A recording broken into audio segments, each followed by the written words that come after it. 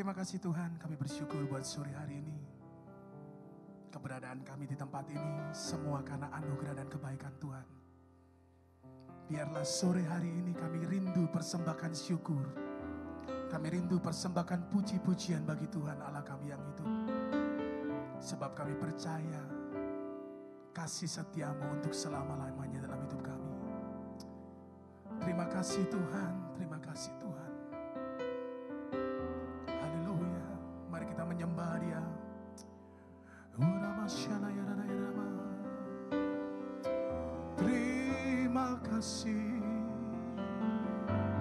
Terima kasih Tuhan, sungguh kami bersyukur. Engkau baik Tuhan, Engkau setia Tuhan. Terima kasih. Haleluya. Mari menaikkan syukur, menaikkan sembah bagi Dia. Kami rindukan Kau hadir, kami rindukan Kau hadir di tempat ini Tuhan, di tempat ini Tuhan. Ora basela ya rada, ora bakana ya rada, iya basela ya rada. Tuhan Yesus baik, Tuhan Yesus baik, Tuhan Yesus setia, Tuhan Yesus setia.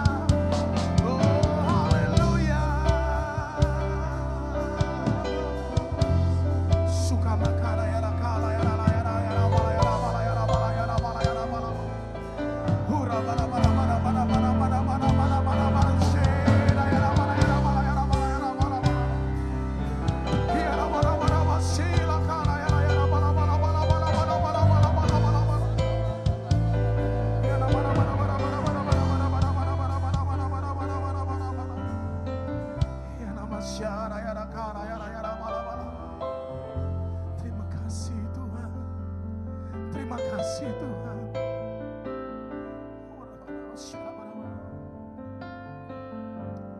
Ku ada sebab anugerah-Mu, ku ada karena kasih-Mu, Tuhan Yesus. Ku berterima kasih buat kasih rahmat-Mu. Katakan ku ada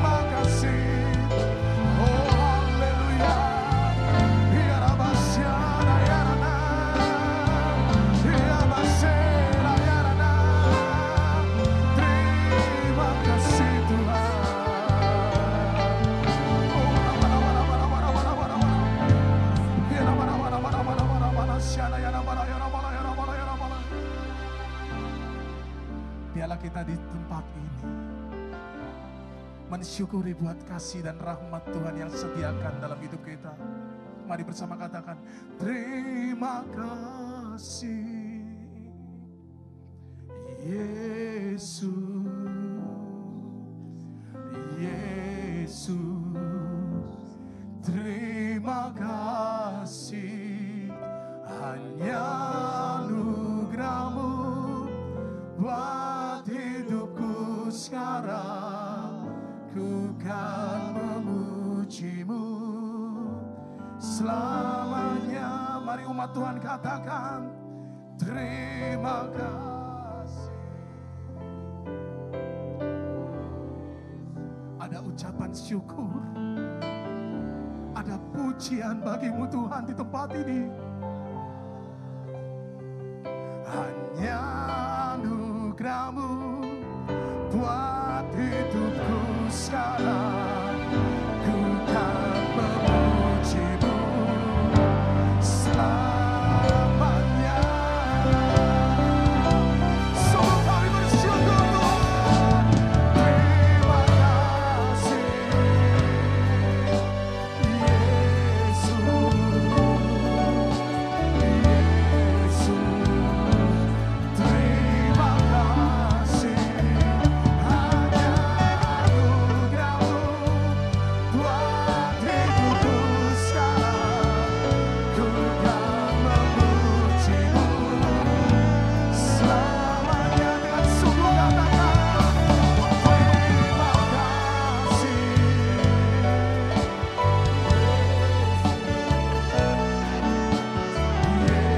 Yesus. Terima kasih, hanya anugerah-Mu buat hidupku sekarang. Ku kan memuji-Mu selamanya. Hanya anugerah-Mu, hanya anugerah-Mu buat hidupku sekarang. Ku kan memuji-Mu selamanya. Sungguh hanya anugerah-Mu, hanya anugerah-Mu buat hidupku sekarang. Ku kan memuji-Mu selamanya.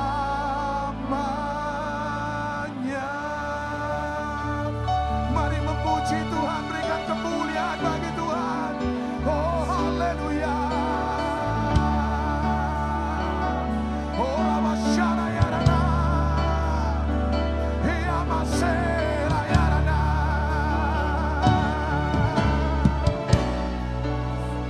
Terima kasih Tuhan, terima kasih Yesus. Kiana Masera Yarana. Ketika engkau mengucap syukur, ketika engkau berterima kasih, apapun keadaanmu saat ini, percaya Tuhan akan menjamah dirimu. Tuhan akan melawat setiap dirimu. Lemahkah kau saat ini? Susahkah kau saat ini? Bahkan sakitkah kau saat ini? Percaya, ketika kau menaikkan syukur, kekuatan, penghiburan, damai sejahtera Tuhan turun di tempat ini, menjamah melawat kami.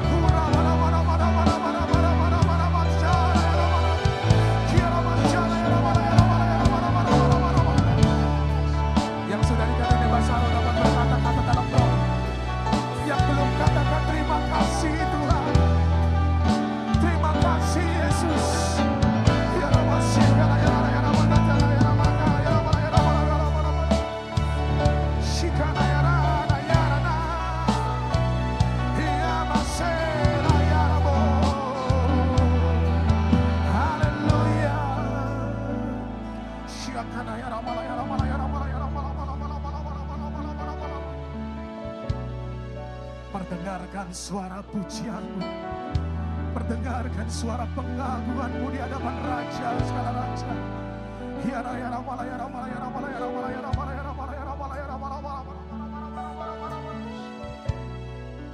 Engkau mengerti setiap bahasa tetesan air mata kami. Engkau mengerti setiap pergumulan kami. Engkau mengerti setiap ucapan syukur kami. Air mata kami tidak jatuh di lantai, tapi kau tampung di dalam kirbat-Mu Tuhan.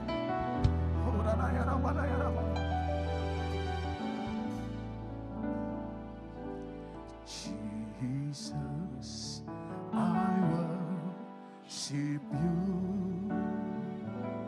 Jesus, I worship you.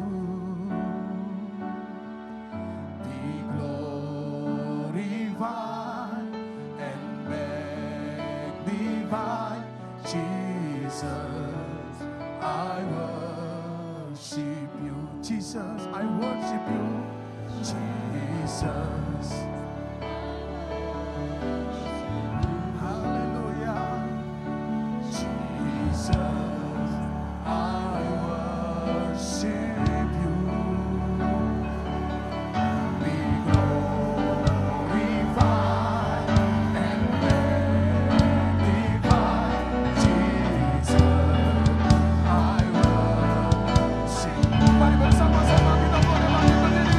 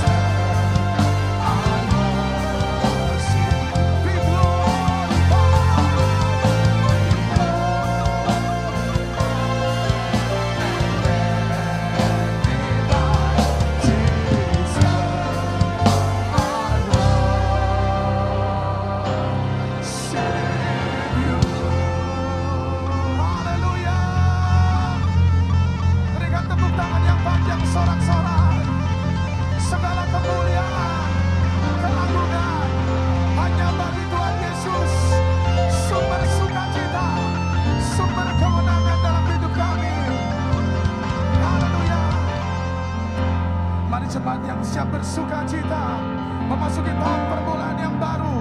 Terima mujizat tidak lazim bersama, katakan. Lebih dahsyat lagi, katakan. Berikan tepuk tangan. Mari bersuka cita.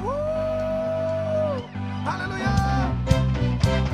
Anak-anak muda di tempat ini, mari kita bersama-sama memuji Dia.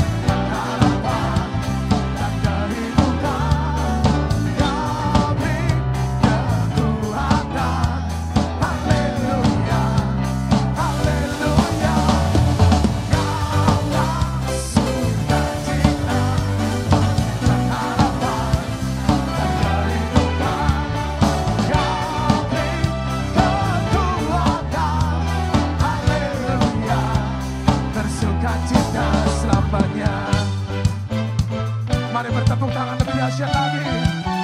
Saya percaya orang-orang muda di tempat ini, Engkaulah kemenangan Tuhan. Haleluya, bersama katakan.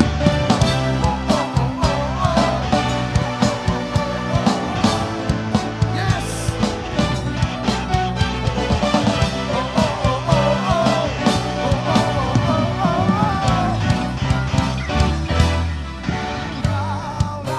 Sukacita, yes. Surga rindu mendengarkan. Kami kekuatan, haleluya, haleluya. Kaulah sukacita, kami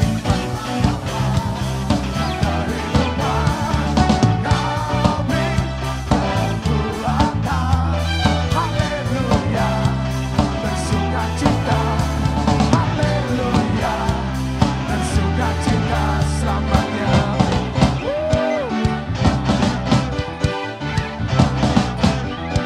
Yesus luar biasa. Berikan tepuk tangan. Percaya akan ada kebangkitan yang besar. Mari bertepuk tangan bersama-sama.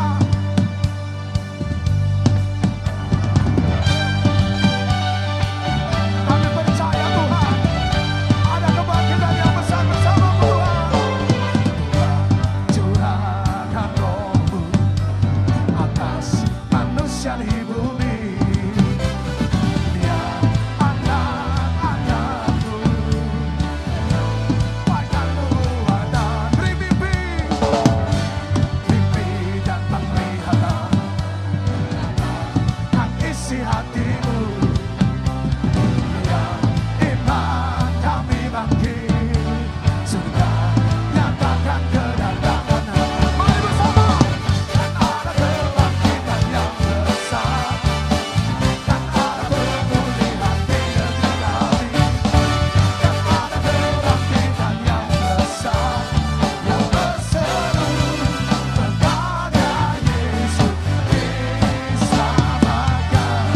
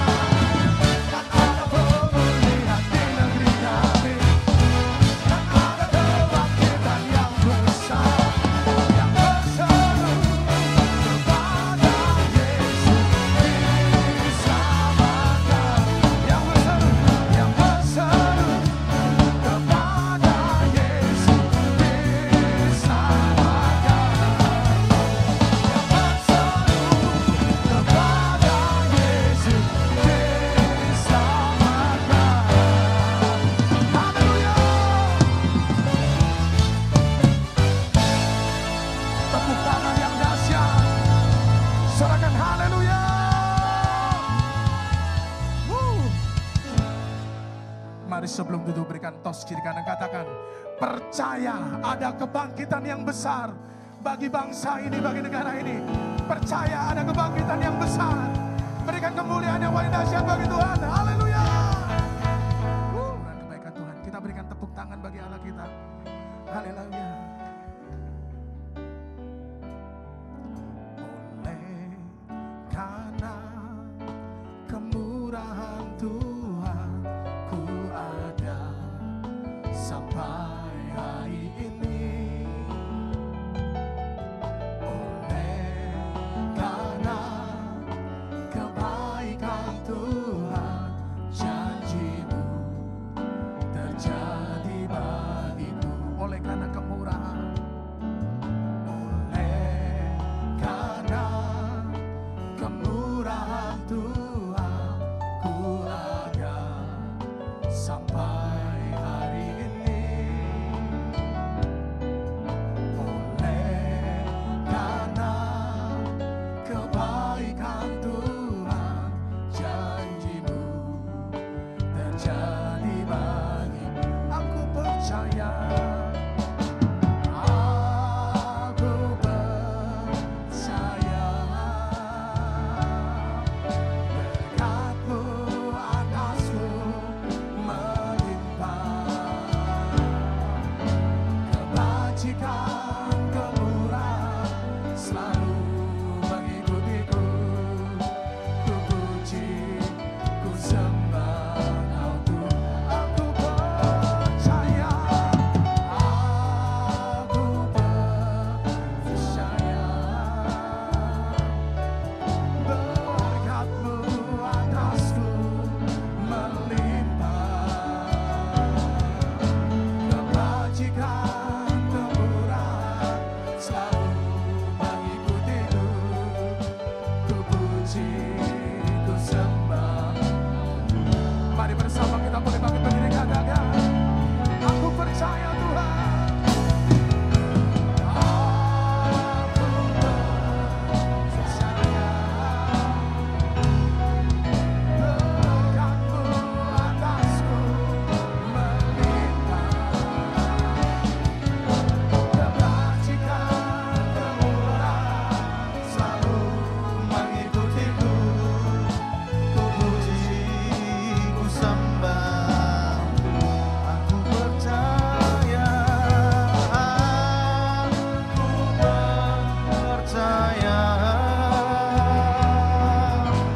berkat-Mu atasku melimpah, kebajikan kemurahan selalu mengikutiku.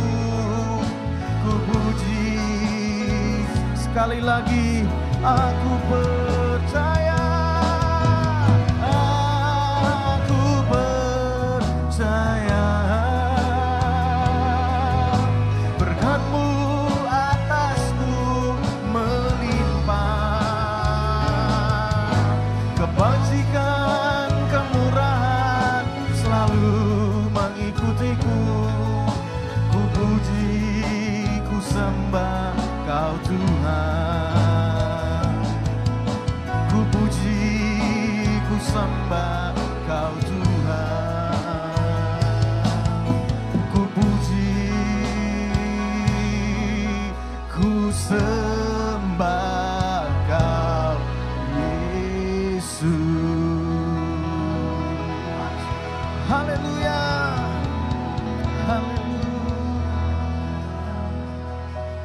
Dikasih oleh Tuhan Yesus Kristus, Shalom. Apa kabar malam hari ini?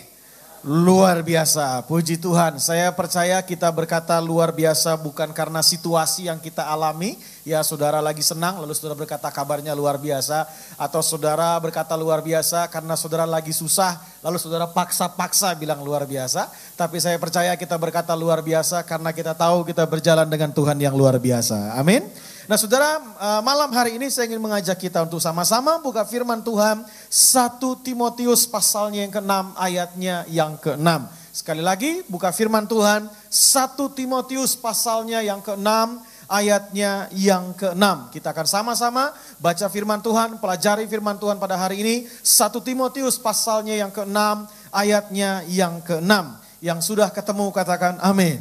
Mari kita baca bersama-sama firman Tuhan dengan suara keras. Biar firman ini masuk ke dalam hati kita, masuk ke dalam kehidupan kita. 1 Timotius pasal 6 ayatnya yang ke-6. 1, 2, 3. Memang ibadah itu kalau disertai rasa cukup memberi keuntungan besar. Sekali lagi baca sama-sama dengan suara keras. 1, 2, 3. Memang ibadah itu kalau disertai rasa cukup memberi apa? Keuntungan besar. Saya percaya saudara dan saya di sini kita sama-sama sedang beribadah. Amin. Dan saya percaya kalau bicara ibadah bukan cuma bicara saat kita sebagai orang percaya berkumpul bersama-sama. Tapi ibadah juga bicara tentang cara hidup kita. Ibadah juga bicara tentang segala sesuatu yang kita kerjakan untuk Tuhan. Artinya ketika saudara keluar dari ruangan ini, saudara pun sedang beribadah. Ketika saudara mengerjakan segala sesuatu untuk Tuhan dalam hidup hari-hari, menerapkan firman Tuhan, kita pun sedang beribadah di dalamnya. Tapi saya mau beritahu, ada banyak orang yang seringkali dia merasa sudah beribadah. Dia berpikir dia sudah beribadah. Dia sudah datang kepada Tuhan. Hari Minggu siapkan waktu khusus untuk datang dan beribadah kepada Tuhan. Tetapi dalam hidupnya tidak menemukan keuntungan besar atau manfaat daripada ibadah itu. Yang ngutang ya tetap ngutang saudara ya. Yang apalagi yang rumah tangganya berantakan tetap ada yang rumah tangga berantakan. Yang bisnisnya mungkin kacau ya tetap ada kacau. Karena ternyata kenapa tidak mengalami keuntungan yang besar dalam hidupnya. Firman Tuhan sudah jelaskan buat kita. Di situ dikatakan memang ibadah itu kalau disertai dengan rasa cukup. Itu akan mendatangkan keuntungan besar. Nah masalahnya kalau kita masih belum mendapatkan manfaat, masih belum mendapatkan keuntungan dari ibadah kita, jangan-jangan hati saudara belum memiliki hati yang bisa berkata cukup. Kalau saya berkata hati yang punya kata cukup, bukan berarti begini, hari ini saudara naik motor, lalu saudara berkata, ya udahlah naik motor aja, gak usah pikirin yang lain, cukup aja lah. Bukan itu namanya pasrah saudara. Bukan begitu, kalau saya bilang berkata cukup, bukan berarti saudara harus mengubur impian saudara, bahwa suatu hari saudara akan punya mobil. Bukan itu, kalau saya bilang berkata cukup, artinya kalau hari ini saudara naik motor, saudara tetap bersyukur, saudara tetap bersuka cita, saudara nerima dengan situasi dan kondisi yang sekarang saudara alami dengan berbagai macam jenis kekurangannya. Saudara berkata, Tuhan ini cukup buat saya tanpa harus membunuh dan mengubur harapan akan sehari depan yang jauh lebih baik yang kita inginkan dalam kehidupan kita. Amin. Ada banyak suami yang gak bisa berkata cukup kepada Tuhan dan berkata, Tuhan istri saya cukup buat saya. Karena gak bisa lihat berkata cukup, maka lihat yang lain-lain saudara. Karena gak bisa berkata apa? Cukup. Ada banyak orang tua yang gak bisa ngomong sama anaknya, nak kamu cukup buat papa, kamu cukup buat mama. Itu makanya seringkali ada banyak orang tua yang menekan, memaksa anaknya harus mengerjakan A, B, C, dan D. Sementara anaknya jadi tertekan karena berasa berkata gini, kayaknya saya bikin apa aja gak ada penghargaannya deh. Anaknya ranking 3 dibilangkan baru ranking 3, belum ranking 2 saudara.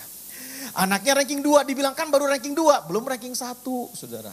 Dipaksa lagi anaknya udah ranking 1, kan baru ranking 1, belum ranking 1 plus. Wah ada ternyata 1 plus ya. Pokoknya dipaksa terus gak ada puasnya. Makanya manusia seringkali berkata manusia itu emang gak ada puasnya. Nah karena kita udah tahu gak ada puasnya, itu kan sistem dunia. Kerajaan Allah menggunakan sistem yang lain. Kalau kita hidup mau bersuka cita, kalau kita mau menikmati kehidupan ini, bukan manusia gak ada puasnya. Saudara dan saya di hati kita harus bisa menemukan kata cukup. Amin. Lihat wajahnya mulai marah, lihat saya. Oh cukup, iya. Bilang sama saya cukup. 1, 2, 3. Kalau kita ngomong cukup, kan? Kita kalau ngomong cukup, saya itu belajar dari satu orang yang namanya Salomo. Kurang apa orang ini? Yang saudara pengen, dia udah di situ. Coba, ayo. Yang saudara pengen sekarang nih, dia udah di situ. Ayo, saudara pengen apa sih? Para pria, pengen punya istri lebih dari satu. Dia 1000, saudara. Kurang apa? Coba. Dia 1000, kurang apa? Istri plus gundik 1000. Satu tahun aja 365 hari. Berarti itu satu orang dikunjunginya 3 tahun sekali, saudara bayangin. Bisa-bisa begitu ada yang datang, kamu siapa ya? Saya istrimu nomor 150. Oh iya saya lupa. Karena 3 tahun sekali baru dikunjungin. Coba, kurang apa? Ini orang udah istrinya banyak, dikagumi. Semua yang kita mau, semua yang manusia mau, Salomo udah nyampe di situ, bayangin. Harta kekayaan Salomo, semua saya mau tanya, semua kita mau kaya, amin? Oh aminnya kayak kerupuk masuk angin, berarti gak pengen ya. Saudara mau kaya, amin. Kaya itu gak salah. Kalau kita punya tujuan, tapi kalau kekayaan tanpa tujuan itu yang salah. Kalau kita punya tujuan untuk melayani Tuhan, punya tujuan untuk menjadi berarti bagi orang-orang di sekeliling kita, gak salah dengan kekayaan. Seringkali kekayaan menghancurkan karakter seseorang karena orang itu gak punya tujuan dalam kekayaannya. Nah, Salomo ini kaya. Saya googling, iseng-iseng. Ada gak sih orang yang ngitungin kekayaan Salomo? Kalau dikurskan ke zaman sekarang, dihitung ke zaman sekarang, ternyata ada, saudara. Ini orang hebat juga nih, dia hitung. Salomo punya emas sekian, punya kambing sekian, punya domba sekian, punya kuda sekian. Semua dihitung. Di total kekayaan Salomo sebanyak 1.175 triliun. Ada yang punya kekayaan segitu di ruangan ini? Enggak ada. Saudara kalau punya segitu udah jadi presiden, saudara. Enggak bercanda. Ayo, 1.175 apa? Triliun. Saya kalau ngomong hidup manusia, lihat nih satu orang. Semua yang saudara mau dia udah lewatin. Dia udah punya semuanya. Bayangin. Entah berapa pulau yang dia bisa beli dengan kekayaan segitu. Kalau hari ini ada orang yang punya kekayaan segitu. Wow, luar biasa. Tapi tahukah saudara, air hidupnya kayak apa? Nah, doanya dia nih kayak apa? Kan saudara pengen kayak dia nih, ya kan? Sekarang saya kasih tahu, doanya dia tuh kayak apa? Coba, nah yuk kita lihat. Yuk kita lihat saudara ya. Doanya Salomo itu kayak apa sebenarnya? Amsal pasalnya yang ke-20, ke-30, ayatnya yang ke-7, 8, dan 9. Amsal 30, ayatnya yang ke-7, 8, dan 9. Kalau saudara lihat perikopnya, di situ dikatakan perkataan-perkataan Agur bin Yake. Kalau saudara baca Alkitab di situ, ya di sini kan nggak ada tulisannya, tapi saudara baca di situ tulisannya perkataan-perkataan Agur bin Yake. Saya mesti jelaskan supaya nanti kalau saudara pulang ke rumah dan lihat Alkitab, mana ini bukan Salomo, salah itu Pak Ade, ini Agur bin Yake. Nah saya mesti jelaskan dulu, kata Agur di situ itu adalah nama nickname-nya atau nama panggilannya. Kalau bahasa sekarang nama artisnya Salomo. Itu Agur, kan artis zaman sekarang kan gitu ya, nama artisnya Michael, gitu. Nama desanya Budi misalnya. Ternyata namanya Budi gitu. Nama artisnya siapa gitu kan. Ternyata nama desanya Ade misalnya. Ya macam-macam gitu. Tapi itu yang terjadi gitu. Nah ini nickname-nya nih. Nickname-nya itu Agur bin Yake. Dan beberapa penterjemah Alkitab sudah mereka juga melihat bahwa ya ini Salomo. Ini nickname-nya. Ini nama panggilannya Salomo. Ini nickname-nya Salomo. Kalau misalnya kita punya akun Instagram. Nah ini mungkin akun Instagramnya Salomo namanya ini nih ya. Bukan Salomo tapi @Agur ya gitu ya. Oh Salomo berarti gitu ya. Bukan pakai nama Salomo dia. Ini nama akunnya Salomo ya. Kalau bahasa sosial media ini nama akunnya Salomo, Agur. Nah Salomo ngomong apa di akhir hidupnya dalam pergumulannya dia. Ayat yang ke-7 dikatakan begini, 2 hal aku memohon kepadamu, memohon kepada Tuhan. Jangan itu kau tolak sebelum aku mati. Artinya dia benar-benar pengen, jangan Tuhan tolak permintaan saya ini. Artinya dia minta begini, jauhkanlah daripadaku kecurangan dan kebohongan. Jangan berikan kepadaku, apa di situ? Kemiskinan atau kekayaan. Udah, artinya gini, dia nggak mau kaya lagi, udah. Tapi juga nggak mau miskin. Ya kan? Karena dia berkata jangan berikan aku kemiskinan atau kekayaan. Dia udah nggak mau kaya, udah nggak mau kaya. Tapi dia juga nggak mau miskin. Artinya dia pengen begini, cukup. Nah, ternyata seorang Salomo yang kehidupannya saudara idam-idamkan. Wah, kalau saya bisa kaya-kaya Salomo, kalau saya bisa seperti Salomo, wah yang idam-idamkan. Ujung-ujungnya dia ngomong gini, nggak ada apa-apanya. Sia-sia. Nggak akan terpuaskan semua keinginan-keinginan di hatimu hanya karena engkau punya harta yang banyak. Nggak akan terpuaskan semua keinginan-keinginan yang ada di hidupmu hanya engkau punya banyak orang di sekelilingmu. Nggak ada artinya. Sia-sia. Saya ngomong ini ingat sekali waktu saya ketemu seorang pengusaha yang berhasil. Waktu itu saya masih muda. Sekarang juga masih muda. Tapi waktu itu lebih muda lagi. Pipi saya masih kemerah-merahan, rambutnya masih ada jambulnya. Sekarang harus mengucap syukur dan terima kasih atas anugerah yang Tuhan berikan. Tapi hari itu begitu. Nah, pengusaha ini ngomong sama saya. Kamu pengen terus hidupmu level naik ke atas? Yes. Saya mau ini, saya mau ini, saya mau ini, saya mau ini, saya mau ini. Lalu dia bilang gini, hidup tuh kayak orang naik lift. Lift yang satu naik ke atas, yang satu turun. Di tengah jalan karena liftnya kayak kapsul, jadi mereka bisa saling lihat-lihat. Waktu ketemu di tengah, yang mau naik bilang gini, yang mau turun bilang gini, mau kemana? Yang mau naik bilang, mau naik ke atas. Yang mau turun bilang gini, gak usah. Loh kenapa? Gak ada apa-apa di atas. Halo? Kelihatannya perlu penekanan dari wajah-wajahnya. Saya coba ulangi sekali lagi. Saudara bingung maksudnya gimana? Loh bener, ada orang udah di atas kan, udah top level, udah menikmati semuanya. Dia udah tahu banget apa yang kita kejar semuanya nih. Dia lagi turun ke bawah dari lift. Sementara ada orang yang pengen nyampe di level itu. Pengen ini, pengen ini, pengen ini. Dia lagi naik ke atas. Cret, ketemu di tengah kan? Waktu ketemu di tengah, yang turun nanya, mau kemana? Yang mau naik bilang, mau ke atas. Yang turun bilang gini, mau ngapain? Gak ada apa-apa di atas. Ini kayak Salomo sama saudara hari ini. Kalau Salomo ada, saudara lagi naik lift, saudara ketemu Salomo di tengah. Salomo nanya, mau kemana? Saya mau kaya, saya mau ini, saya mau ini, saya mau ini, saya mau ini, saya mau ini, saya mau ini. Salomo bilang, gak ada apa-apa di atas.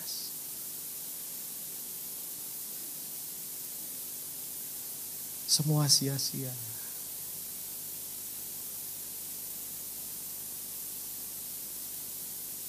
Wah. Lalu Salomo ngomong lagi. Biarkanlah aku menikmati makanan yang menjadi bagianku. Sekarang urusannya dengan makanan, saudara.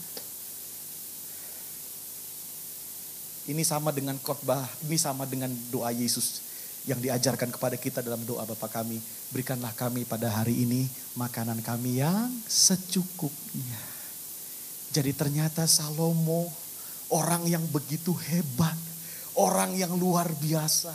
Semua orang mau kayak dia. Dia sudah kasih kesaksian buat kita. Gak ada apa-apanya di atas.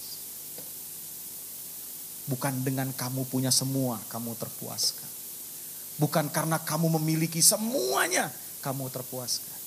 Bukan itu. Lalu Salomo berkata, dia pengen menemukan hati yang bisa berkata cukup. Sehingga dia berkata berikutnya, supaya kalau aku kenyang, aku tidak menyangkalmu dan berkata, siapa Tuhan itu? Atau kalau aku miskin, aku mencuri dan mencemarkan nama Allahku. Intinya Salomo cuma pengen satu kata yang bisa dia alami di hidupnya. Apa? Cukup. Saya lihat hari-hari ini hati yang bisa berkata cukup tuh mulai jebol di beberapa orang. Saya sebagai hamba Tuhan yang muda kadang lebih banyak memberkati pernikahan orang. Dalam pemberkatan nikah suka diundang di resepsinya. Begitu resepsi mereka bilang, Pak Ade doa makan ya. Hampir tiap resepsi saya doa makan. Karena memang secara postur tubuh kelihatannya cocok untuk doa makan. Ada panggilan ke arah situ. Saya doa makan. Terus saya doa makan, saya naik ke atas. Pendeta baru naik ke atas. Semua jemaat sudah merapat ke tanah tujuan, tanah perjanjian masing-masing. Ada yang kambing guling, babi guling, mereka sudah merapat sendiri. Gak bisa nunggu waktu lagi, saudara. Begitu selesai, amen, des, langsung bergerak. Wah, begitu bergerak, sini antri, begitu dapat, baru mau dimakan, udah antri lagi tempat lain. Padahal ini belum habis, saudara. Ini udah antri tempat lain. Dan ngambilnya banyak. Sampai pinggirnya piring gak kelihatan, saudara. Luar biasa. Bisa berkata cukup. Itu yang Salomo sampaikan. Hari ini saya berdoa buat saudara. Yuk keluar dari ruangan ini. Kita bisa berkata apa? Cukup. Para mahasiswa yang hari ini mungkin pegang handphonenya handphone biasa. Harus diketok-ketok dulu. Baru nyala. Bisa gak bilang, Tuhan ini cukup buat saya. Tanpa harus mengubur harapan. Suatu ketika bisa beli handphone baru. Tapi yang ada sekarang bisa gak berkata, ini cukup buat saya. Ada handphone yang harus dibanting dulu baru nyala. Udah ada yang dikaret-karetin, saudara. Tapi bisa gak kita bilang ini cukup buat saya tanpa harus membunuh harap. Maksud saya gini loh, kalau saudara bilang cukup, saudara gak akan iri sama hidup orang lain. Saudara bisa terima itu dengan ucapan syukur. Oke, kita lanjutkan. Kita bisa terima segala sesuatunya dengan ucapan syukur. Kita gak iri sama kehidupan orang lain. Lalu Salomo berkata demikian dalam kitab Amsalnya. Ayat yang ke-15, Amsal 30 ayat 15. Dia berkata begini. Si lintah mempunyai 2 anak perempuan, untukku dan untukku. Nah ini, orang kalau nggak bisa ngomong cukup, ya udah untukku. Semua pokoknya untukku dan untukku. Ada 3 hal yang tak akan kenyang dan ada 4 hal yang tidak pernah berkata cukup. Nggak ada. Nggak pernah bisa berkata cukup. Apa aja itu? Yang pertama, dunia orang mati. Dunia orang mati gak bisa berkata cukup. Karena gak ada istilahnya, kita lihat hari ini kok gak ada yang meninggal ya. Kelihatannya kuotanya udah memenuhi syarat nih. Gak ada. Dunia orang mati itu selalu aja ada gitu. Gak bisa berkata cukup gitu. Selalu aja ada. Gak ada istilah kuota telah memenuhi, jadi gak ada dulu. Gak ada. Semuanya bisa berangkat kapanpun dan dimanapun. Yang berikutnya adalah rahim yang mandul gak bisa berkata cukup. Mungkin saudara berkata, rahim yang mandul apa hubungannya Pak? Nanti saya akan jelaskan lebih lanjut. Dan bumi yang tidak pernah puas dengan air, tidak bisa berkata cukup. Dan api yang tidak pernah bisa berkata cukup. Kita kupas satu-satu, di situ dikatakan dunia orang mati tidak bisa berkata cukup. Dunia orang mati itu kayak apa sih? Ya kita semua belum pernah mati kan. Tapi ada hal yang kita bisa lihat dalam dunia orang mati, kita bisa lihat ke kuburan, itu dunianya orang mati saudara. Dan di kuburan itu gak ada konser, gak ada stand up komedi. Di kuburan itu sepi, betul kan? Sunyi, itulah dunia orang mati. Dan saya mau beritahu kepada saudara, hati yang kosong, hati yang sunyi, hati yang sepi, hati yang sendiri, gak akan pernah bisa berkata cukup.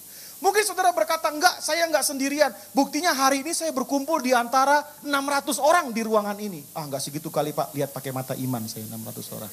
Haleluya. Tepuk tangan dulu buat Tuhan kita. Haleluya. Itu berkata saya enggak sendirian Pak. Iya, secara jumlah orang di sekelilingmu kamu enggak sendirian. Secara follower di Instagrammu kamu enggak sendirian. Tapi secara hidupmu ternyata hidupmu sepi. Enggak ada tempat untuk bercerita. Enggak ada tempat untuk bisa meluapkan isi hati. Kepada siapa kita harus mengadu. Kita enggak punya tempat untuk itu. Kita sepi, kita sendirian. Nah orang yang model kayak gini saudara, saya mau kasih tahu. Enggak akan pernah bisa berkata cukup. Makanya selalu bikin sensasi-sensasi. Coba lihat anak muda zaman sekarang. Bikin video yang aneh-aneh lah. Bikin video yang bukan, kalau lucu masih mending. Yang berbau pornografi lah. Dan lain sebagainya. Supaya banyak yang lihat. Karena buat mereka makin banyak yang nge-like, hidupnya makin senang. Makin banyak yang viewers, yang nonton, hidupnya makin senang. Makanya zaman sekarang kalau ada orang kecelakaan, bukan ditolong dulu, direkam dulu saudara. Karena rame, pasti dia senang gitu. Dan beberapa artis-artis terkenal yang ada di Hollywood, yang ada di Amerika, waktu mereka meninggal, orang terdekatnya bilang, ini orang hidupnya sepi. Kita semua kaget, kok dia sepi? Dia punya jutaan penggemar, iya tapi hidupnya sunyi. Orang yang hatinya sepi, orang yang hatinya sunyi, tidak akan pernah bisa berkata cukup. Dia akan selalu ambil sesuatu dari orang lain dengan berbagai macam cara. Ibadah yang pertama tadi saya cerita di Jakarta, ada seorang anak muda, anak remaja yang mengadakan pencobaan bunuh diri. Begitu ditanya kenapa mau bunuh diri, karena waktu dia posting di Instagram nggak ada yang nge-like katanya. Sepi hidupnya, sunyi. Makanya hari-hari ini follower tuh sangat berarti buat mereka. Kehilangan satu follower kayak rambut rontok satu gitu. Wah hilang satu, aduh gimana caranya nambah lagi. Waduh. Hari ini kalau saudara ingin melayani dan menyenangkan orang lain, ternyata satu aja kuncinya. Like-in aja postingan teman saudara. Dia udah senang kalau udah dapat like. Hati yang sepi, tidak bisa berkata cukup. Dia akan selalu berupaya untuk mengejar apa yang dia dapatkan. Salomo saya yakin mungkin dia juga sepi. Makanya istri satu kurang, tambah 2, tambah 3, tambah 4, tambah 5. Tanpa disadari sampai 1000. Dan ternyata 1000 pun dia gak puas. Hatinya sepi. Jadi bapak-bapak yang pengen nambah istri, batalkan niatmu. Karena Salomo sudah kasih saksi buat kita. 1000 aja gak puas. 1000 itu gak menyenangkan. Gak bisa. Ngapain nambah istri sih, wong satu aja gak habis-habis kan. Gak usah ditambah. Yang kedua adalah rahim yang mandul. Kejadian 30 ayat yang pertama. Nah saya jelaskan buat saudara sekarang. Kejadian 30 ayat yang pertama, rahim yang mandul. Firman Tuhan berkata, ketika dilihat Rahel bahwa ia tidak melahirkan anak bagi Yakub, mandul. Cemburulah ia kepada kakaknya itu, lalu berkata kepada Yakub, berikanlah kepadaku anak, kalau tidak aku akan mati. Rahim yang mandul bicara hidup yang gak produktif, hidup yang gak bisa menghasilkan apa-apa. Makanya orang yang gak produktif, orang yang gak menghasilkan apa-apa, begitu lihat orang lain berkarya, bukannya seneng, iri, cemburu. Makanya suka ada kata gini, kalau gitu doang mas saya juga bisa. Coba, ternyata gak bisa dicoba. Gak mau coba, kalau cuman itu saya juga bisa. Kalau cuman saya juga bisa, gak bisa. Dia selalu iri, apa aja yang dibuat orang lain, dia iri, dia cemburu. Temennya ganti motor bukannya seneng, iri. Gue juga bisa kalau motor doang mah. Akhirnya apa? Ngeredit. Diganti handphone, iri. Gue juga bisa kalau handphone kayak gitu. Gesek, jrek. Ganti lagi, temennya, ganti lagi. Gesek lagi, jegrek. Gesek lagi, jegrek. Gesek lagi, jegrek. Yang lama belum lunas, ini udah gesek terus. Kalau model begini hidup kita bukan kasih dan rahmat Tuhan selalu baru tiap pagi. Debt collector selalu baru tiap pagi. Saya lihat orang gak puas gitu. Orang iri, orang cemburu. Temennya main ke luar negeri, cemburu. Iyalah, emang gue orang susah lah, emang gue gak bisa kayak gitu. Tapi jelek-jelekin coba. Bukannya senang, cemburu. Coba, orang lain berhasil, cemburu. Kenapa bisa cemburu? Karena dia sendiri gak mau berkarya. Dia mandul, dia gak produktif. Makanya orang begitu kan selalu di belakang. Orang begitu senengin ngomongin orang di belakang, betul kan? Kenapa dia di belakang? Karena emang dia gak produktif. Jadi kalau saudara diomongin orang di belakang, bersyukurlah berarti saudara di depan. Saudara produktif. Tepuk tangan buat Tuhan kita. Produktif dalam karya maksud saya. Orang yang mandul, gak bisa berkata cukup. Melihat istri orang, lebih baik. Melihat suami orang lebih baik. Gak bisa lihat yang lebih baik yang lain. Gak bisa mengucap syukur buat dirinya sendiri. Makanya ada istilah rumput tetangga selalu lebih hijau, lebih menarik daripada rumput sendiri. Kenapa begitu Pak? Ya jelaslah, tetangga saudara dia rawat rumputnya. Saudara nggak rawat rumput saudara sendiri, jelas dia lebih indah. Kita semua pengen hal-hal yang begitu saudara. Nggak bisa berkata, Tuhan ini cukup buat saya. Coba. Suatu saat saudara ngaca di rumah bilang, Tuhan ini cukup buat saya. Cukup diri saudara buat saudara. Woi lain saudara. Saudara bisa menerima keadaan saudara. Itu akan membuat saudara bisa mengerjakan banyak hal dalam hidup ini. Permasalahannya sederhana. Kenapa kita gak bisa berkarya? Karena kita aja gak bisa nerima diri kita. Kenapa sih saya harus kayak gini? Kita asik bergumul dengan kenapa. Yang selalu bertanya dengan kenapa, hari ini saya sarankan move on lah. Kenapa mesti move on Kak? Sederhana. Karena apa yang kamu pertanyakan hari ini seringkali jawabannya ada di bagian depan perjalanan hidup. Kita suka tanya kayak gitu. Kita gak bisa bersyukur dengan semuanya. Kita gak produktif. Karena kita sendiri gak bisa menerima diri kita. Yo hari ini sudah berkata kepada Tuhan, Tuhan cukup buat saya. Saya kadang kalau ngaca pagi-pagi lihat rambut saya, Tuhan ini cukup buat saya. Beneran, saya gak perlu pusing dengan orang lain kan. Karena saya cukup dengan diri saya. Tuhan, perut yang dari depan six pack, dari samping 6 month, ini cukup buat saya. Ini cukup buat saya. Saya pagi-pagi bangun lihat istri saya, Tuhan, dia cukup buat saya. Wow. Kalau saudara hari ini duduk sebelahan suami istri, bilang sama pasanganmu, kamu cukup buat saya. Cukup. Jangan gitu dong, cukup. Cukup. Kayaknya gak rela gitu. Kalau bisa pegang tangannya, kamu cukup buat saya. Wah itu lain saudara. Itu istri akan bangkit, suami akan bangkit itu. Kamu cukup buat saya. Yes! Luar biasa. Karena penerimaan itu penting. Seringkali kita bandingin orang lain. Kamu gak kayak dia, kamu gak kayak dia, kamu gak kayak dia. Semua gak kayak dia, gak kayak dia, gak kayak dia, gak kayak dia. Mau sampai kapanpun kalau kita bilang kamu gak kayak dia, dia gak akan bisa jadi kayak dia. Karena dia ya dia, bukan dia. Terserah di saudara pusing atau enggak kalimatnya. Gak bisa. Makanya kamu harus bilang, kamu cukup buat saya. Wow. Suami bilang sama istri, istri bilang sama suami. Anak-anak bilang sama orang tua, Pa, Ma, Papa Mama cukup buat saya. Wih, lain itu atmosfer rumah. Orang tua bilang sama anaknya, Nak, kamu cukup buat Papa Mama. Walaupun anaknya mungkin masih bandel, tapi bilang kamu cukup buat Papa. Saya yakin itu bandel rontok, saudara. Iya, kesalahan kita cuma di situ hari-hari ini. Kita gak bisa menerima apa yang Tuhan sudah percayakan, yang Tuhan sudah berikan buat hidup kita. Saya belajar kenapa Tuhan Yesus di rumah orang kaya oke, di rumah orang miskin oke, tidur di mana-mana. Kayaknya buat dia gampang aja. Apa sih yang bikin dia gak ada pergumulan kayak gitu? Sederhana, karena saya yakin gini, hatinya bisa mengucap syukur, hatinya bisa berkata cukup. Saya kalau pelayanan ada masanya ketika masuk di pedalaman harus tidur beralaskan tikar doang.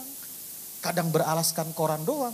Begitu masuk, Pak, cuman ini yang bisa kami siapkan. Hati saya pasti bergumul. Tapi dalam pergumulan saya berkata, Tuhan ini cukup buat saya. Walaupun begitu bangun pagi, punggung saya kayak habis digebugin. Tapi ini cukup buat saya. Kita bisa menikmati waktu kita bilang cukup. Kita gak akan bisa menikmati selama kita gak bisa bilang cukup dalam kehidupan. Yang berikutnya adalah bumi yang tidak pernah puas dengan air. Maksudnya itu begini, tanah itu ada satu tanah kalau lagi gersang banget, tandus banget, itu disiram air langsung habis. Siram air langsung habis. Siram air langsung habis. Ada hidup orang yang kayak gitu. Jadi rusak gara-gara kehadiran ini. Indonesia ini subur sekali. Saudara setuju dengan saya kalau saya bilang Indonesia subur? Kekayaannya luar biasa. Tapi kenapa kita nggak kaya-kaya coba? Bangsa kita nggak kaya-kaya coba. Ternyata ada oknum-oknum yang punya hati yang nggak bisa berkata cukup. Kalau kita lihat para koruptor, mereka bukan orang miskin. Rumah mereka besar-besar, mobil mereka banyak. Karena mereka nggak bisa berkata cukup. Makanya dalam kitab Lukas pasal yang ketiga ayat 13 sampai dengan 14 firman Tuhan berkata demikian. Jangan menagih lebih banyak daripada yang telah ditentukan bagimu. Dan prajurit-prajurit itu bertanya juga kepadanya, dan kami apakah yang harus kami perbuat? Jawab Yohanes kepada mereka, jangan merampas dan jangan memeras, dan cukupkanlah dirimu dengan gajimu. Halo, cukupkan dengan gajimu. Hei, mahasiswa, cukupkan dengan uang kiriman orang tuamu.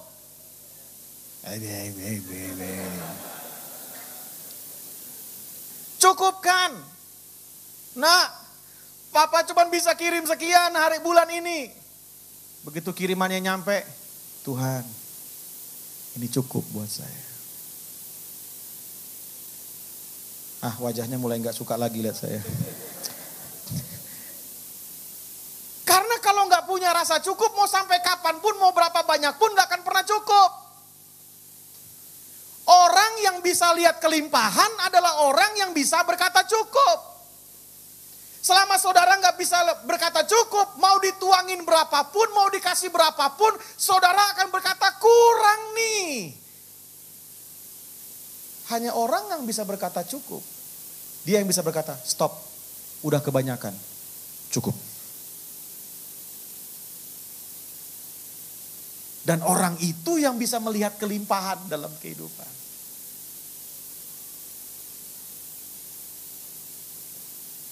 Saya waktu lulus sekolah teologi kira-kira umur 21 tahun. Dikirim ke sebuah kota, di kota Pekanbaru. Nggak ada keluarga, nggak ada yang saya kenal. Kota itu ya saya itu baru lihat kota itu, karena nggak pernah ke sana juga. Begitu nyampe ke sono, saya cuma punya uang sedikit. Tapi hari itu kan saya masih muda. Saya nggak ngerti kata cukup. Uang yang saya punya, yang harusnya jatah 1 bulan, habis dalam waktu 2 minggu. Saya berkata, Tuhan tolong saya. Saya telepon orang tua saya, kirimin duit dong. Dan saya nggak tahu kenapa orang tua saya bisa jawab, kami nggak bisa kirim uang, cuman yang kemarin itu aja. Tapi uang saya tinggal 50.000. Untuk 2 minggu, mana cukup? Gak bisa, cuman itu aja. Wow. Saya cuman bisa berdoa kepada Tuhan. Dan ternyata Tuhan jawab doa saya. Entah kenapa tiba-tiba ada orang lihat saya dan dia berkata, Pak, waktu saya berdoa tadi malam, saya ingat wajah Bapak. Saya bilang memang wajah saya ini mudah diingat dan sukar dilupakan. Bercanda. Lalu dia kasih saya amplop yang isinya uang. Saya bersyukur, saya berdoa kepada Tuhan, saya berterima kasih, saya doain. Tapi karena hati saya belum bisa berkata cukup. Waktu saya buka amplop, wah puji Tuhan ini untuk hidup 2 minggu. Masa pertumbuhan hari itu. Saya makan bakso, makan ini.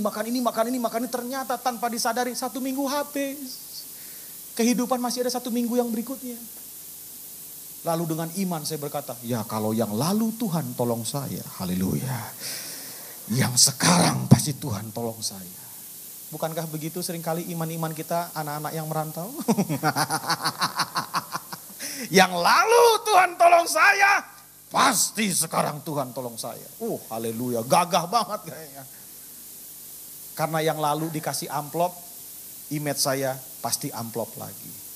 Lalu saya tersenyum sama semua orang yang mendekat saya. Shalom, shalom, sambil berharap amplop. Ternyata nggak ada amplop yang nyampe. Tuhan didik saya di situ. Mulai hari ini kamu harus secukupnya. Saya lapar di malam hari. Tiba-tiba ada yang ketuk pintu. Ketuk pintu saya. Saya bilang, Tuhan saya lapar. Saya udah gak tahu mau makan apa, udah gak punya uang. Tiba-tiba ada yang ketuk pintu. Ini kita mau bikin nasi goreng. Kamu mau gak? Iman saya langsung sederhana, mau. Pakai telur? Pakai. Mau ditambahin sayur? Jangan tanya lagi, cemplungin aja semuanya. Saya dapat nasi goreng. Besok paginya dapat mie. Dan seterusnya selama 1 minggu. Waktu saya malam-malam saya udah bilang, udah deh malam gak usah makan Tuhan. Tapi Tuhan pelihara saya. Tiba-tiba ada yang ngajak, waktu itu namanya FA, sekarang namanya Cool. Karena saya gak ada teman di situ, ada yang ngajak, kamu mau masuk, kamu ikut Cool kita ya. Makanya di sini yang perantau-perantau masuk di Cool, sudah. Masuk di Cool, terlibat di Cool, haleluya. Kamu ikut Cool kita ya. Hari ini ada yang ulang tahun lu, wah serius gitu. Wah langsung saya semangat ikut Cool, haleluya. Jangan pernah jauhkan pertemuan-pertemuan ibadah kalau kita lagi jauh dari daerah kita. Di sini ada youth, di sini ada dewasa muda, ada Cool, terlibat di dalamnya. Bukan supaya dapat makan, bukan. Tapi begini, mereka adalah keluarga-keluarga kita. Orang-orang yang ada dekat dengan kita. Dan Tuhan didik saya, semua cuma dikasih secukupnya, secukupnya, secukupnya, dan secukupnya. Dari situ saya mengerti bahwa memang hidup ini harus bisa berkata apa? Cukup. Yang terakhir, haleluya. Saya pun sebagai pengkhotbah harus bisa berkata cukup. Makanya yang terakhir, haleluya. Wah, sebentar lagi. Yang terakhir adalah api.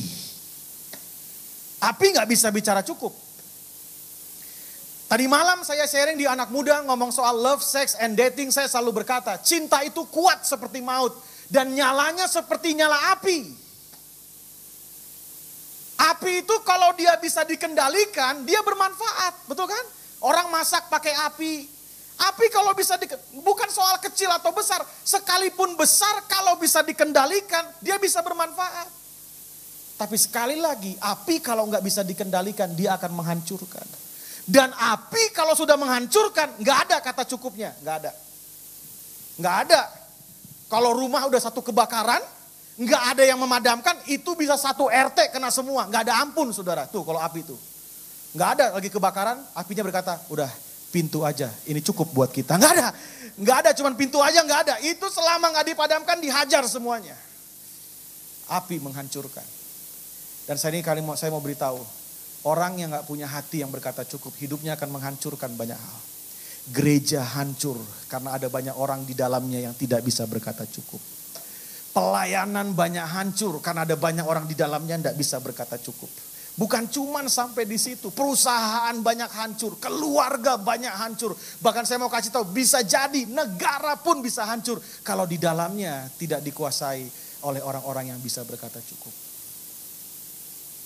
Itu bisa menjadi sesuatu yang menghancurkan. Hari ini saya cuma mau ajak saudara, yuk kita belajar untuk kita bisa berkata cukup. Nanti pulang, biasanya ada snack di belakang. Ada teh manis, bilang Tuhan ini cukup buat saya. Saya yakin saudara minum itu dengan penuh kehangatan dan sukacita. Haleluya. Tapi ada orang-orang yang gak puas di gereja. Gila nih bayangin kita udah 2 tahun di gerejanya ngeteh mulu. Ada yang kayak gitu. Gimana ini usus gak berantakan ngeteh terus? Enggak, jangan. Udah lupain yang begitu.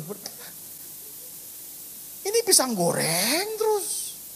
Kalau saudara nggak mau pisang goreng, saudara dong yang bawa. Kan kita harus saling melayani. Amin. Datang ke Pak Gembala atau Ibu, ada yang bisa saya bantu untuk ibadah sore karena saya tahu ada banyak yang perlu dibantu, misalnya gitu. Ya. Karena dilihat dari wajah-wajahnya hampir rata-rata masa-masa pertumbuhan gizi. Jadi perlu dibantu. Seperti saya dulu pertumbuhan gizi. Ada yang bisa saya bantu Pak? Lah itu melayani. Itu melayani. Oh kalau saya mah banyak begitu saya gak punya uangnya. Enggak, bukan soal uang kok. Bukan soal banyaknya. Itu melayani. Kalau kita bisa berkata cukup, Kita berkata, Tuhan ini cukup buat saya. Berarti lebihnya kan ada, betul? Lebihnya itu kasih orang lain. Itu melayani namanya. Kita harus bisa berkata, kenapa ada banyak orang yang sampai hari ini bergumul dalam melayani. Nggak bisa melayani. Karena segini, dia sendiri merasa nggak cukup. Dia sendiri merasa nggak terpuaskan. Makanya nggak bisa melayani. Dia sendiri berkata, saya hidupnya masih kurang kudus. Emang mau sekudus apa? Hari ini saya cuma mau ingatkan sederhana. Latihan hidup cukup dari mana sih Kak? Saya latihannya dari satu. Turun melayani. Wih. Dalam pelayanan saudara akan bisa berkata cukup. Jadi usher, lihat orang senyum. Saudara udah senyumin, dia gak senyum sama saudara. Dalam gak senyum dia, mungkin kita marah. Tapi kita berkata, Tuhan senyumnya cuma 3 senti. Tapi itu cukup buat saya. Latihan. Amin saudara. Ya. Saya juga sama kalau lagi khotbah, tiba-tiba semua jemaat ngantuk gitu. Saya berkata, Tuhan ngantuknya mereka cukup buat saya. Haleluya. Ya. Yuk kita terjun sama-sama. Kita melayani sama-sama. Saya percaya, saya datang dari Jakarta, saya yakin, saya lihat, saya hampir udah 6-7 tahun di gereja ini saya berkhotbah. Setiap setahun 2-3 kali saya datang ke sini. Dan saya lihat ada pertumbuhan yang luar biasa. Amin saudara? Iya, pertama tuh cuman di Armet doang, sekarang udah di hotel ini, di hotel lagi, nanti di hotel lagi, di mana lagi, udah di mana lagi. Tapi saya mau kasih tahu sama saudara, perlu orang-orang yang bisa berkata cukup untuk bisa berkata apa yang saya bisa bantu untuk perluasan pekerjaan Tuhan. Dan hari ini kalau saudara berkata, apa yang saya bisa bantu? Saudara gak usah jauh-jauh ke yang lain. Nanti pulang hubungin aja yang di belakang sambil minum teh. Apa yang saya bisa bantu? Saya percaya waktu kita terjun dalam pelayanan, kita akan menemukan kata cukup di hati kita. Tuhan memberkati berlimpah-limpah. Haleluya. Mari bangkit berdiri bersama-sama.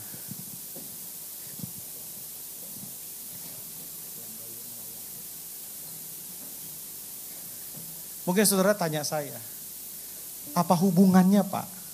Melayani dengan menemukan kata cukup. Dengar baik-baik Bapak Ibu. Kadang kita gak bisa terima diri kita. Tapi waktu kita ketemu dengan orang dan kita layani, ternyata kita jauh lebih baik dari dia. Di situ saya belajar. Ternyata saya cukup Tuhan. Kadang saya pergi ke satu tempat di mana-mana, ketemu orang, saya udah merasa saya udah paling susah. Tapi waktu saya dengar orang bercerita tentang hidupnya, saya berkata, wow, ternyata saya masih beruntung. Ada orang lain yang lebih susah dari saya. Dari setiap peristiwa dalam pelayanan saya temukan. Dan hari ini saya selalu belajar. Cukup. Mungkin hari ini, kalau secara ilustrasi, saudara ngeluh karena engkau gak bisa beli sepatu yang baru. Engkau marahin mamamu, marahin papamu, marahin semuanya karena gak bisa beli sepatu yang baru. Tapi dengar, dalam pelayanan suatu hari, engkau akan berjumpa dengan orang yang gak punya kaki. Dari situ kamu akan tahu betapa harus bersyukurnya engkau. Bukan punya sepatu yang baru, tapi ada banyak orang yang gak bisa pakai sepatu. Di dalam pelayanan, engkau akan berjumpa banyak hal yang bisa membuat hidupmu berkata, cukup Tuhan, cukup. Kiranya Engkau memberkati aku berlimpah-limpah dan memperluas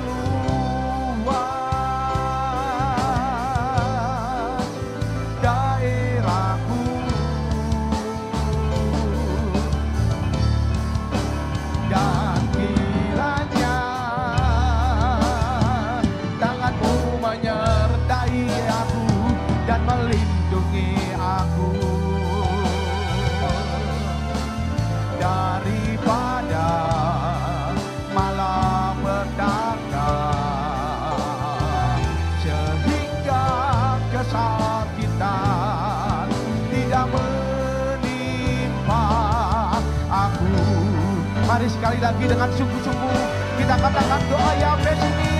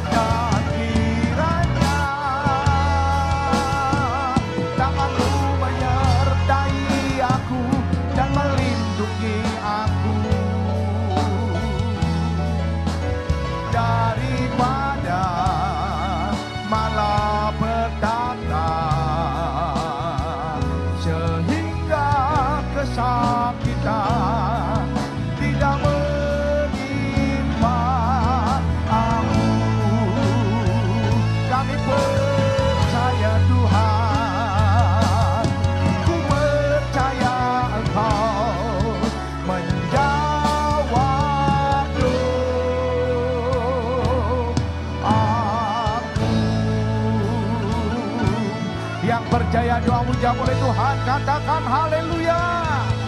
Katakan haleluya. Oh Yesus, arahkan hatimu kepada Tuhan, angkat kedua tanganmu. Sekarang terimalah berkat kasih karunia berlimpah daripada Allah Bapa melalui anak tunggal persekutuan indah dan manis dengan Roh Kudus yang menyertai kita dari hari ini sampai Maranatha. Tuhan Yesus datang untuk dua kalinya menjemput kita di permainan, bahkan sampai selama-lamanya. Terima dengan iman, sama-sama katakan amin. Selamat hari Minggu, Tuhan Yesus memberkati. Silakan saudara yang ingin terlibat dalam pelayanan, saudara bisa tetap tinggal. Nanti akan di follow up para diaken yang bertugas. Tuhan Yesus memberkati saudara.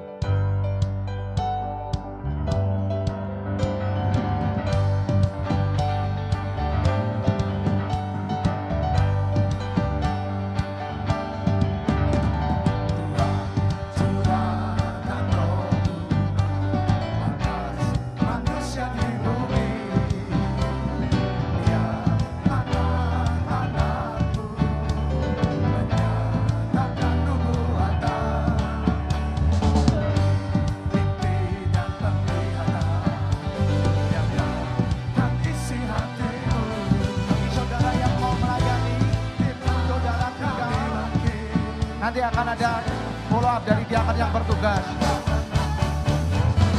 Kan ada kebangkitan yang besar.